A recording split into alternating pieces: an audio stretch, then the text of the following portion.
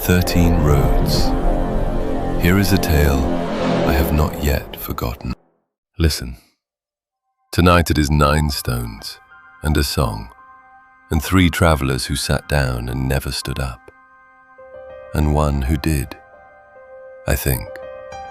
There are 13 roads in this country, and one of them is called the Glass Road. It runs through a high pass where the sky leans down so close you can feel it on the back of your neck, and the ground underfoot is half black glass, the kind the mountain coughs up when it is angry. The road is cold. The road is clear.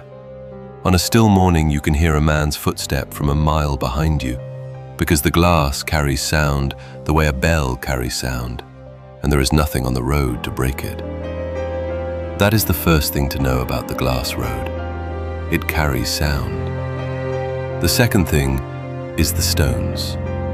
There is a stretch, about an hour's walk, maybe a little more, depending on your legs, where 9 standing stones rise from the glass at irregular intervals.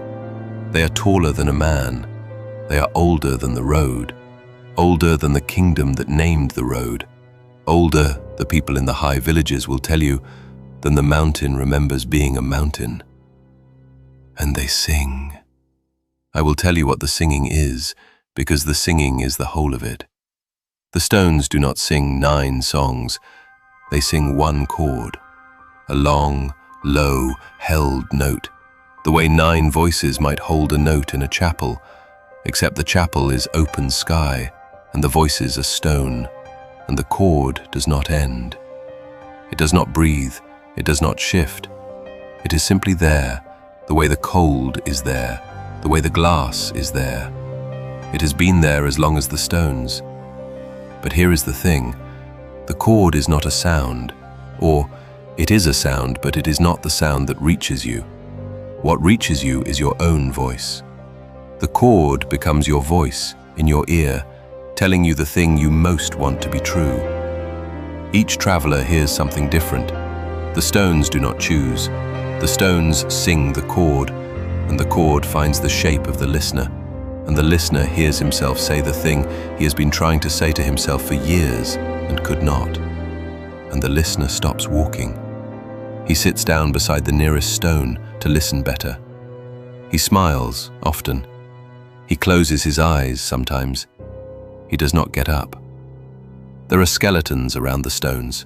I have seen them. They sit in rings, 3 at the foot of one stone, 2 at the foot of another, 1 alone at the 9th. They sit upright. Their backs are against the stone. Some of them are mummified by the cold and the dry, and the faces of those ones are still there, and the faces are smiling. They did not die of starvation. They did not die of cold. The high village people have a word for what they died of, and the word in their tongue means staying. They died of staying. I'm going to tell you about 3 of them. I did not gather these stories by sitting beside the stones. I would not be telling them if I had.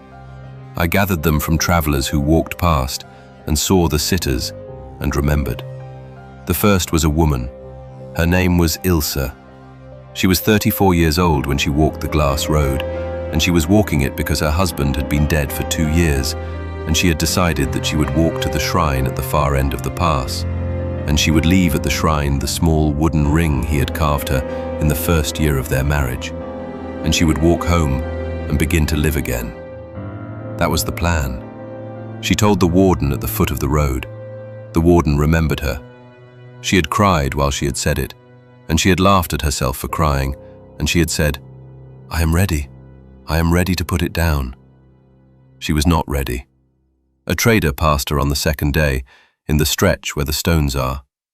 He saw her sitting against the 3rd stone, with her knees drawn up under her chin, and her head tilted slightly to one side, the way a woman tilts her head when she is listening to a man she loves. The trader called to her. She did not answer. The trader walked closer. He saw her face. She was smiling. Her eyes were closed. Her lips were moving very slightly, the way lips move when they are answering someone. The trader called her name. She did not hear him. The trader knelt and shook her shoulder. She opened her eyes. She looked at him kindly, the way you look at a child who is interrupted, and she said, and the trader has told this story many times, and he tells it the same way each time. She said, "Please, he is telling me he didn't die. He is telling me I imagined it. Please, I have to listen." And she closed her eyes again. The trader was not a brave man. He was a trader. He stood up. He walked on. He told himself he would send someone back from the shrine. He did send someone back. It took 4 days. When the men came, Ilse was still sitting against the stone, her knees drawn up, her head tilted, her eyes closed. She was smiling. She had been dead, the men thought, for perhaps a day. They could not be sure. The cold up there does strange things. The wooden ring was still in her hand. The second was a young man. His name was Pell. He was 22.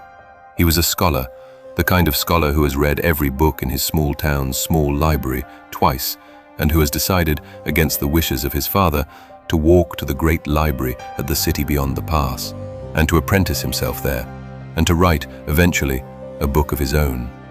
His father had not approved. His father had been a hard man, a tanner, with a tanner's hands and a tanner's economy of speech. And his father had told him, the morning he left, that walking to a city to read books was the work of a fool, and that he, the father, expected the son to come home within the year, hungry and humbled and ready to learn a trade. The father had not said he was proud. The father had never, in 22 years, said he was proud. Pell walked the glass road in the spring. A pilgrim party passed him on the morning of the 3rd day. They saw him sitting against the 7th stone, the 7th, the one that stands a little apart from the others, with his pack open beside him and a book open on his knees, and his finger pressed to a line on the page, as if he had been about to read it aloud and had been interrupted. He was not reading. His eyes were closed. He was smiling. The pilgrim leader, who was an old woman who had walked many roads, knelt beside him and put her hand on his cheek. He opened his eyes.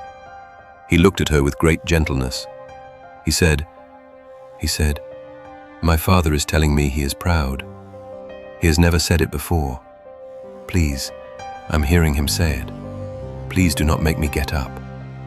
The old woman wept. She had walked many roads.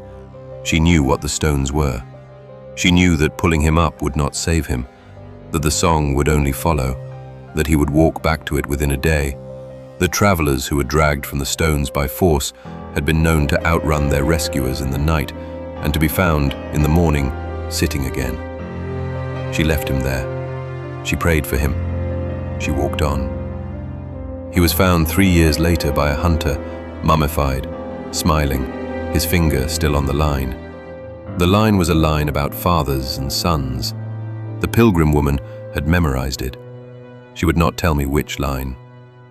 The third was a soldier. His name does not matter. He had been a captain in a war that had gone badly, and he had lost 40 men in a single afternoon to an order he had given that had been, in retrospect, the wrong order. He had not been blamed. The court had cleared him. His own men, the ones who had survived, had told him he had done what any captain would have done. He had not believed them. He had walked the glass road 3 years after the war, on his way to a monastery in the high country, where he meant to spend the rest of his life writing the names of his 40 men in a book, 1 name per page, every day, until he died. A courier passed him on the road. He saw the soldier sitting against the 5th stone, his sword across his knees, his head bowed, his lips moving. The courier did not stop. Couriers do not stop. The courier marked the place in his head and rode on and reported it at the next way-house, and a party of monks came up from the monastery 6 days later to bring him down. When they reached him, he was still alive. Barely. He looked up at them. He smiled. The smile of a man who has been told at last the thing he could not tell himself. He said, "It is my own voice. It is me, older, wiser. I am telling myself I did not fail them. I'm telling myself it was not my fault. Please, I've been waiting all my life to hear it. The monks pulled him up. He fought them. He was weak, and there were 4 of them, and they got him down off the mountain, and they brought him to the monastery, and they fed him, and they kept him. He hanged himself in the 7th week. He left a note. The note said, "The song was a lie, and I knew it was a lie, and I would rather have died believing the lie than live knowing the truth. You should have left me there." 3 travelers. There are more. There are always more. The high village people say the song has been singing for as long as the stones have been standing, and the stones have been standing longer than the language we use to count. I walked past the stones once. I was younger then. I did not know what they were. I had been told there were old stones on the glass road, and that they hummed in the wind, and that travelers sometimes stopped to look at them. That was what I had been told. That was all. I walked into the stretch on a clear morning. The cord came up around me the way water comes up around a man wading into a river, slowly, and then all at once. And then it was inside me, and I was inside it. And it was my own voice.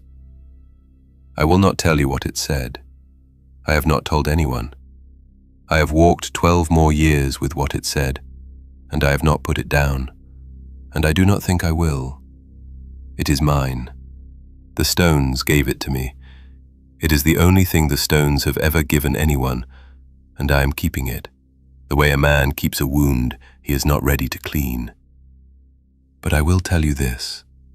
I sat down. I sat down beside the 2nd stone. I sat down for an hour. I do not know how I got up. I have thought about this for 12 years. I have thought about it on every road I have walked since. I do not know how I got up. I remember the cord. I remember my own voice in my ear telling me the thing I most wanted to be true. I remember closing my eyes. I remember smiling. And then I remember walking. I do not remember the decision. Here is what I have come to think. I think the song lied to me that day. I think one of the things it told me was true was not true. I think I was given the gift of a wrong song. A song that was almost right, and almost everything I wanted, and almost convincing. And the almost was enough that I stood up. The almost was the thread I followed out. The other 3 followed their threads in. I have counted the years. 12 now. 12 years of walking with my own voice in the back of my head, telling me a thing that is almost true and not quite. And the not quite is the only reason I am still telling you this. I am still walking because I was given the gift of a wrong song. I have walked the glass road 3 more times since. On each of those walks I have passed the stones. I do not stop. I do not look at them. I sing while I am in the stretch, sing aloud in my own voice, the way a man sings to drown out a voice he does not trust. And I keep walking until the cord is behind me and the cold is only cold again. The skeletons are still there. There are more of them now than there were the first time I walked. The stones do not stop. The cord does not end. I do not know if the song lies to everyone or only to some of us. I do not know if the truth it tells the others is the truth, or if their songs are wrong too. If the woman's husband had not in fact died otherwise, if the scholar's father had in fact been proud, if the soldier had in fact done no wrong. I do not know whether the gift of a wrong song is the worst gift the stones give, or the only kind gift, or both. I know that the 3 of them are dead, and I am not. I know that I sat down for an hour, and they sat down for the rest of their lives. If you ever walk the glass road, and you come into the stretch where the air is too clear and the ground is too bright, and you hear a cord coming up around you the way water comes up around a wading man, do not stop. Do not sit.